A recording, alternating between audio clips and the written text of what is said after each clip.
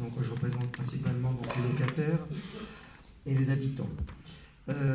Concernant les habitants, en fait, je crois qu'il est clair que pour notre organisation, ce qui est important, c'est que les habitants ils aient un point de repère et la mairie, la commune est un point de repère important. Et il faut absolument que les maires continuent à avoir des outils qui leur permettent d'agir pour véritablement répondre aux besoins des habitants.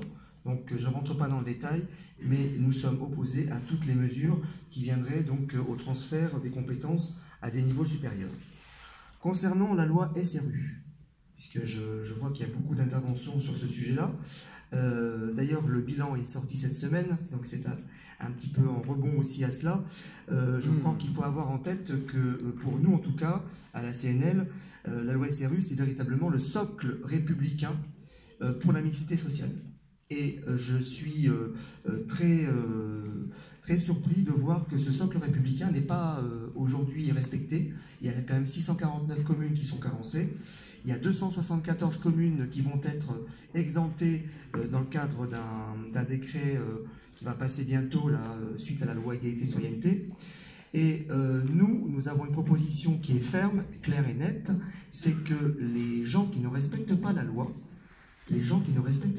quand on conduit trop vite, on perd ses points, et bien nous sommes pour le permis à points pour les maires, et à terme, qu'ils soient inéligibles s'ils ne respectent pas la loi SRU.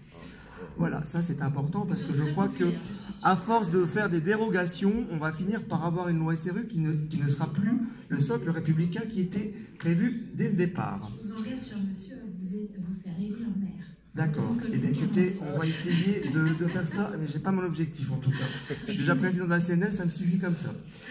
Concernant la démocratie locative, j'ai entendu parler évidemment du gigantisme qui est en train de se créer avec le regroupement des offices et des organismes HLM. Donc nous avons une proposition aussi sur la démocratie locative, c'est qu'on augmente le nombre d'élus dans les conseils d'administration, parce que vous savez qu'en 2018, il va y avoir des élections des représentants des locataires dans ces conseils d'administration de ces organismes.